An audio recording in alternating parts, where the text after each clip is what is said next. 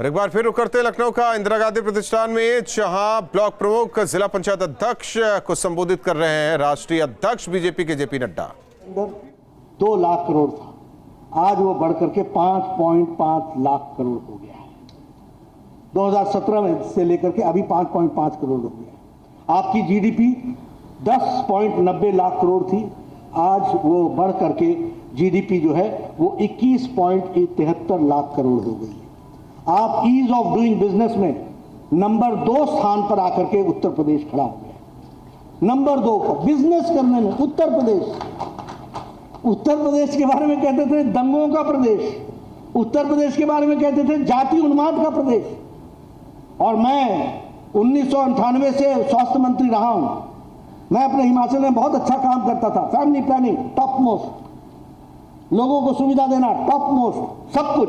लेकिन जब आंकड़े बिगड़ते हुए देखते था देश का, तो मैं पूछता था ये हम इतना अच्छा काम कर रहे हैं, ये इतने अच्छे काम के बाद ये बीमारी कहां से लग रही है, कैसे ये नहीं हो रहा है। तो पता चलता था कि हमारे यहां कुछ बीमारू राज्य हैं, कुछ बीमारू राज्य हैं, और उस बीमारू में यू होता था उत्तर प्रदेश, हर दृष्टि से बीमार। आज वो बीमारू राज्य अपने पांव पर सबल होकर के योगी जी के नेतृत्व में छलांग लगाता हुआ आगे बढ़ रहा है और दूसरे नंबर पर खड़ा हो गया। इस बात को हमको समझना चाहिए। और फिर मैं कहने के लिए नहीं कह रहा, आंकड़े के साथ कह रहा, चाहे आईएमआर हो, इन्फेंट मॉर्टेलिटी रेट हो, चाहे एमएमआर हो, मैटरनल मॉर्टेलिटी रेशियो हो, चाहे वो टोटल फर्टिलिटी रेट हो, ये सारे स्वास्थ्य के पैमानों में उत्तर प्रदेश बहुत तीव्र गति से अच्छे नतीजे दे रहा है, उसको हमको समझना चाहिए। उसी तरीके से अगर आप देखें तो 2016-17 में आपका पर कैपिटा इनकम जो था वो 47,116 रुपए साल का था। आज आपका, और ये 2017 की बात बता रहा हूं, और आज आपका पर कैपिटा इनकम जो है वो 94,495 रुपए पहुंच गया प्रति वर्ष। इस बात को हमको समझना चाहिए। यानी कहां 47,000, दुगना अपने पर कैपिटा इनकम पहुंचा दी। इस बात को हमको समझना चाहिए। अगर मैं विकास की कहानी कहूं तो हम सुनते थे एक जीटी रोड होता था, बचपन में आया करते थे, कोई ट्रक आ जाए तो गाड़ी को नीचे उतारना पड़ता था, और नीचे उतार दिया तो ऊपर चढ़ाना मुश्किल होता था। मुझे नहीं मालूम कि आप लोगों ने वो समय देखा है कि नहीं, वो जमाना देखा है कि नहीं। यानी ट्रक अगर आ गया जीटी रोड पर तो आपको गाड़ी उतारनी ही पड़ेगी, और उतरने के बाद खड्डों से होते हुए कब आप वापस सड़क पर आओगे मालूम नहीं। आज एक्सप्रेस हाईवे एक नहीं, Purvanchal express highway, Bundelkhand express highway, Ganga express highway, Gorakhpur link express highway, Ballia link express highway, ये परिवर्तन है कि नहीं है? इस पर काम चल रहा है कि नहीं चल रहा है? तीव्र गति से काम चल रहा है कि नहीं चल रहा है? इंटरनेशनल एयरपोर्ट बन रहा है कि नहीं बन रहा है? ये आपका लखनऊ का एयरपोर्ट बड़ा हो रहा है कि नहीं हो रहा है? मोदी जी का सपना था कि हवाई चप्पल पहनने वाले को हवाई की सवारी कराएंगे। इस बात को हमको समझना चाहिए, इसको हमको ध्यान में रखना चाहिए। एक उड़ान है, जिस उड़ान को लेकर के भारत को आगे बढ़ाने की तस्वीर मोदी जी और योगी जी ने खींची है, उसको हमको मजबूती देनी। और मैं आंकड़ों के साथ आपको दे रहा हूं, मैं गपशप मारने नहीं आया हूं, मैं आपको आंकड़े के साथ सारी बातों को आप तक पहुंचाने की कोशिश कर रहा हूं। टूरिज्म सर्किट बन रहा है, फिर चाहे वो अयोध्या हो, काशी हो, चित्रकूट हो, हमारा मथुरा हो, आगरा हो, खुशीनगर हो, सबको जोड़ने का प्रयास चल रहा है। क्या नहीं है उत्तर प्रदेश में? और उस उत्तर प्रदेश को विकास करने में क्यों कमी रह जाएगी? कोई कमी नहीं रहेगी। लेकिन हाँ, सही नेतृत्व को मजबूती प्रदान करना जमीनी स्तर पर ये आपका काम है। आप जब जमीनी स्तर पर मजबूती देंगे तब जाकर के ये सारे नतीजे आएंगे। इसको भी हमको समझने की जरूरत है। ये मैं आपसे जरूर चर्चा करना चाहता हूं। आज ये इन्वेस्टमेंट का लीडिंग डेस्टिनेशन बन रहा है। कभी कोई व्यापारी यहां चलती दुकान को भी बंद करता था, चलती हुई फैक्ट्री को भी बंद करता था। सच्चाई है कि नहीं है? ये बताइए, मैं सही बोल रहा हूं कि नहीं बोल रहा हूं? आज फलाने का राज है, फलाने का राज है मतलब फलाने जात का राज है। आज फलाने का राज है तो फलाने की जात का राज है। समाज का राज, देश का राज कभी था ही नहीं। आज सबका राज, सबका साथ, सबका विकास लेकर के चले हैं तो योगी जी की सरकार चली है। इस बात को भी हमको समझना चाहिए।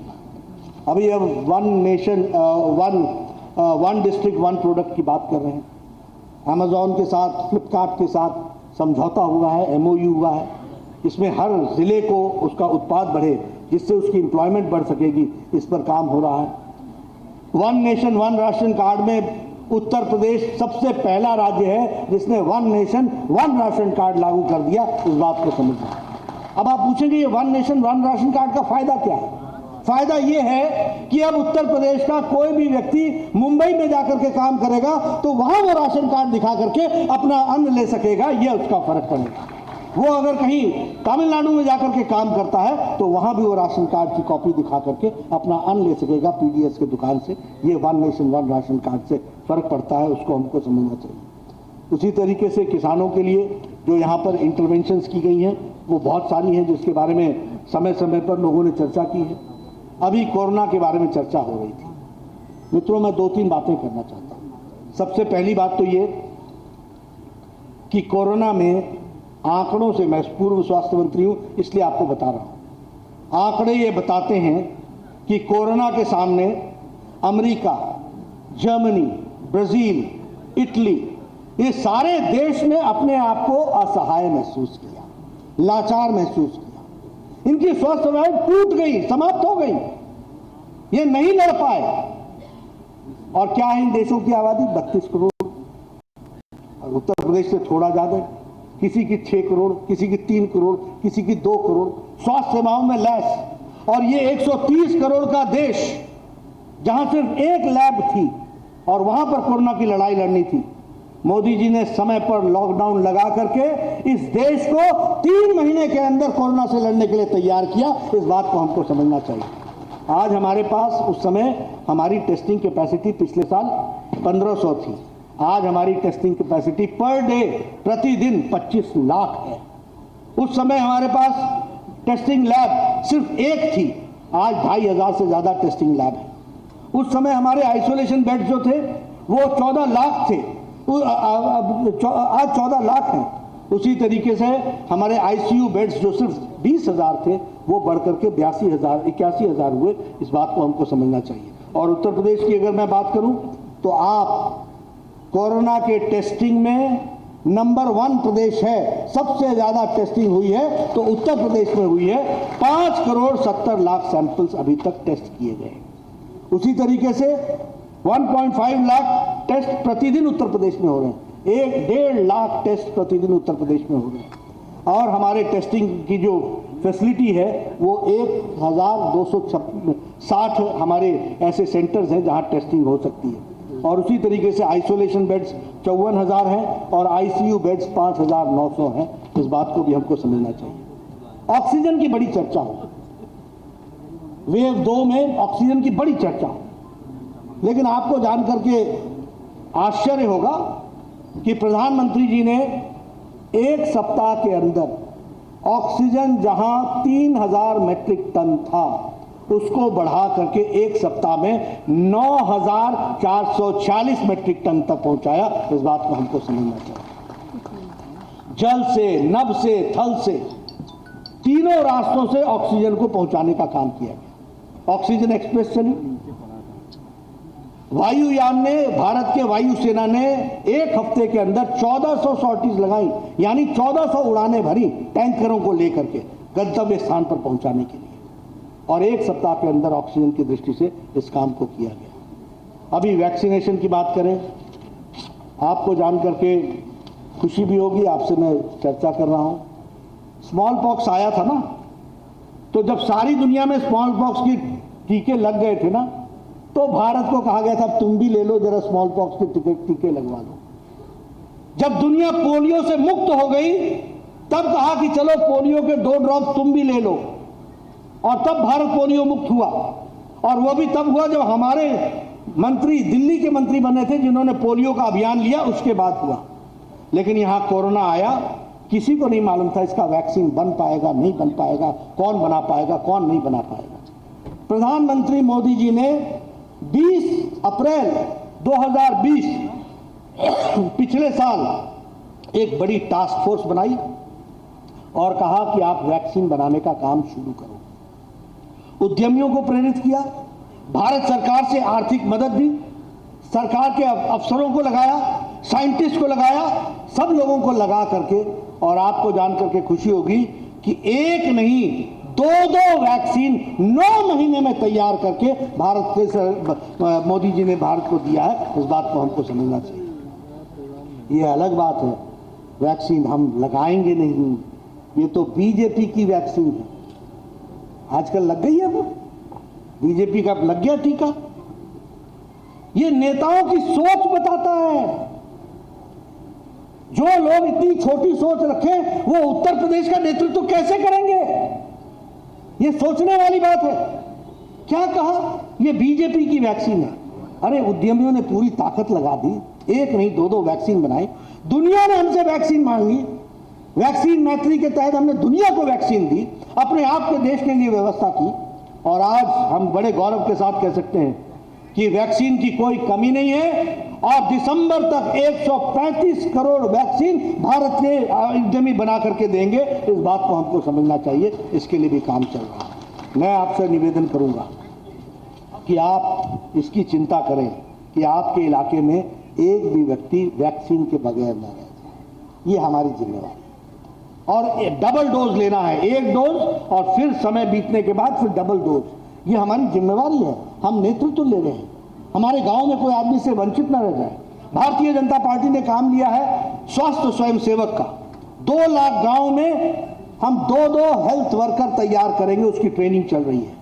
आप भी अपने जिले के माध्यम से उस पोर्टल में जा सकते हैं, भारतीय जनता पार्टी के सरल पोर्टल में अपना नाम लिखवा सकते हैं, रजिस्टर करा सकते हैं, आप भी वॉलंटियर बन सकते हैं। अभी तक लगभग 1.5 लाख वॉलंटियर बन गए और हमने 4 लाख वॉलंटियर बनाना है, ताकि कल को कोई कोरोना की तीसरी वेव आए तो हमारा कार्यकर्ता, एक महिला एक पुरुष, हर बूथ पर वॉलंटियर के रूप में खड़ा रहे और अपने बूथ को कोरोना मुक्त और कोरोना से लड़ने के लिए युक्त बन करके तैयार हो। इस बात की हमने कोशिश की। इन बातों को हमको आगे बढ़ाना है। उसी तरीके से सेवा ही संगठन में आप लोगों ने बहुत अच्छा काम किया है। मैं आंकड़े इस समय रखना नहीं चाहता हूं, लेकिन एक बात सच्ची है, कोरोना आया, सारी पार्टियां क्वारंटाइन हो गई, सब आइसोलेशन में चली गई, कोई नहीं दिखा। सिर्फ ट्विटर पर और वीडियो कॉन्फ्रेंस से प्रेस कॉन्फ्रेंस, सवेरे सवेरे कुछ बोल देना, वो जैसे होता है ना कि कोई छोटा बच्चा पत्थर मार करके भाग जाता है, वैसे ही सवेरे कुछ बोला और चलते बने, लेना एक ना देना दो, ये हालचाल बना दिया। कहीं दिखे नहीं, कहीं मिले नहीं। पहले कहा ये लॉकडाउन क्यों लगाया, लॉकडाउन क्यों लगाया, लॉकडाउन क्यों लगाया, फिर कहा लॉकडाउन उठाया क्यों, उठाया क्यों, उठाया क्यों। मित्रों, ये प्रधानमंत्री गरीब कल्याण अन्न योजना, दुनिया ने इसकी तारीफ की है। यूनाइटेड नेशंस के सेक्रेटरी जनरल ने कहा है, prime minister Modi has addressed not only health issue but economic issue has also been addressed. ये यूएन के सेक्रेटरी जनरल ने कहा। वर्ल्ड हेल्थ ऑर्गेनाइजेशन के डायरेक्टर जनरल टेड्रोस ने कहा कि we should learn from India that how they have managed, how prime minister Modi has managed corona and also the economic issues he has addressed. मित्रों, जब 100 साल पहले महामारी आई थी ना, तो बीमारी से ज्यादा लोग भूखमरी से मर गए थे। आज प्रधानमंत्री मोदी जी ने प्रधानमंत्री गरीब कल्याण अन्न योजना को चलाकर 80 करोड़ की जनता को 2 वक्त की रोटी की व्यवस्था की है और उसको हमको पहुंचाना है। इस बात को हमको ध्यान में रखना चाहिए। 5 तारीख को आपने गांव-गांव में उसको बांटा है, माताओं ने आशीर्वाद दिया है। ये सब छोटी घटनाएं नहीं है, इन घटनाओं को हमको ध्यान में रखना पड़ेगा। और सेवा ही संगठन में अकेली भारतीय जनता पार्टी थी। और एक बात और ध्यान रखिए, अमेरिका सिर्फ सरकार लड़ती रही कोरोना से, ब्राजील सिर्फ सरकार लड़ती रही, इटली सिर्फ सरकार लड़ती रही। ये भारत है जहां मोदी जी ने ताली बजाओ थाली बजाओ से लेकर दिया जला करके भारत देश को कोरोना से लड़ने के लिए तैयार किया। इस बात को हमको समझना चाहिए।